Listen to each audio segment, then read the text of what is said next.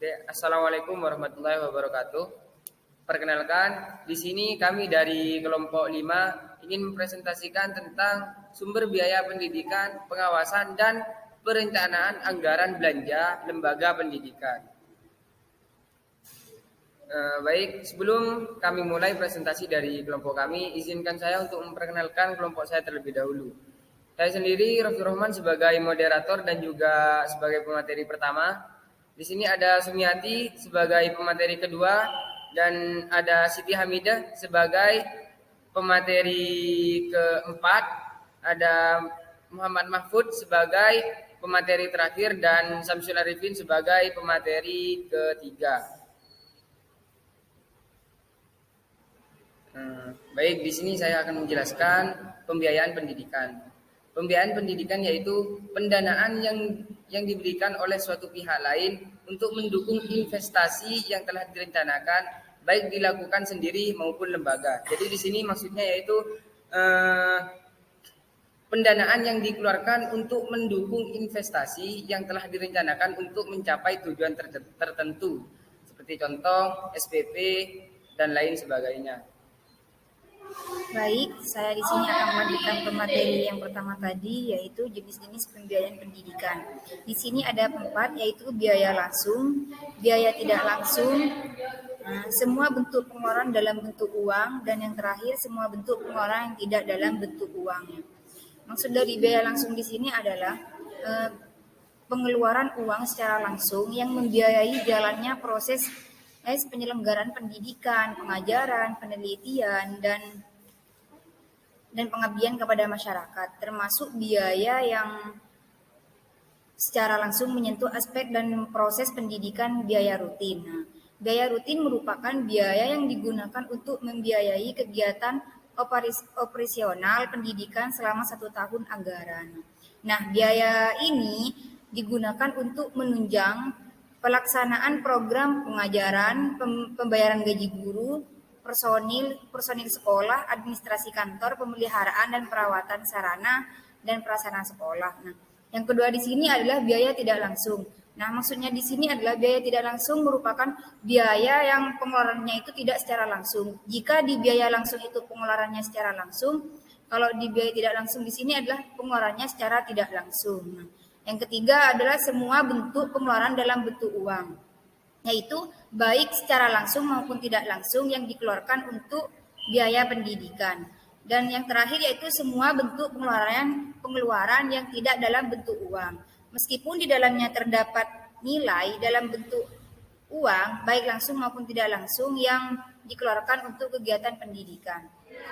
Selanjutnya, saya akan menjelaskan tentang sumber-sumber pembiayaan pendidikan. Di sini terdapat 2 poin. Yang pertama, sumber biaya pendidikan pada satuan pendidikan dasar yang diselenggarakan oleh pemerintah dan pemerintah daerah. Contohnya seperti beasiswa, KIPK, dan juga LPDP, dan macam-macam beasiswa lainnya.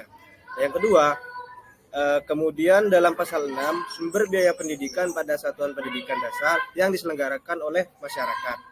Nah, contohnya ada beasiswa dari yayasan dan juga lembaga-lembaga pendidikan yang berbasis swasta.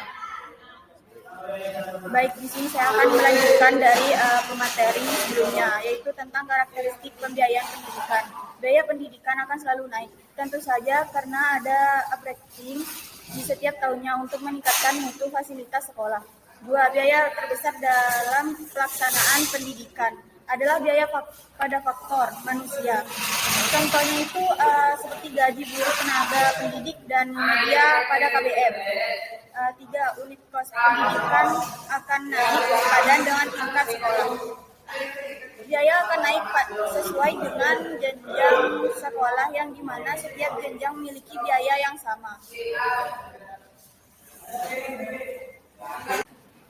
Baik, saya akan melanjutkan dari pemateri sebelumnya, yaitu tentang komponen biaya pendidikan. Yang pertama ada peningkatan mutu pada semua jenis dan jenjang pendidikan. Yang kedua ada pemeliharaan dan pergantian sarana dan prasarana pendidikan. Yang ketiga peningkatan kemampuan dalam penguasaan iptek. Sebenarnya ada banyak sekali komponen biaya pendidikan, namun saya hanya menjelaskan 3 poin yang paling penting dari komponen biaya pendidikan, yaitu peningkatan mutu atau peningkatan kualitas dari jenjang pendidikan. Bisa saya contohkan dari jenjang pendidikan yang paling dasar yaitu SD, SMP, SMA sampai perguruan tinggi. Itu memerlukan peningkatan mutu agar setiap tahunnya eh, kualitas di dalam instansi atau lembaga pendidikan menjadi lebih semakin baik seterusnya, yang memerlukan dana dalam hal tersebut. Yang kedua ada pemeliharaan dan pergantian sarana dan prasarana pendidikan. Tentu saja ada pemeliharaan dan pergantian karena sarana dan prasarana adalah alat dan fasilitas yang diperlukan instansi atau lembaga pendidikan yang memerlukan dana dalam pemeliharaan dan pergantiannya setiap tahunnya. Yang ketiga ada peningkatan kemampuan dalam penguasaan iptek. Di era globalisasi pada saat ini, ilmu pengetahuan dan teknologi sangatlah pesat, sehingga sekolah harus mengupgrade dalam memfasilitasi siswa dan siswinya yang memerlukan biaya dalam pengaplikasiannya. Mungkin cukup sekian presentasi dari kelompok kami. Mohon maaf jika ada kata maupun penjelasan yang kurang tepat. Saya persilakan untuk menanyakan di kolom komentar. Kurang lebihnya mohon maaf. Wassalamualaikum warahmatullahi wabarakatuh.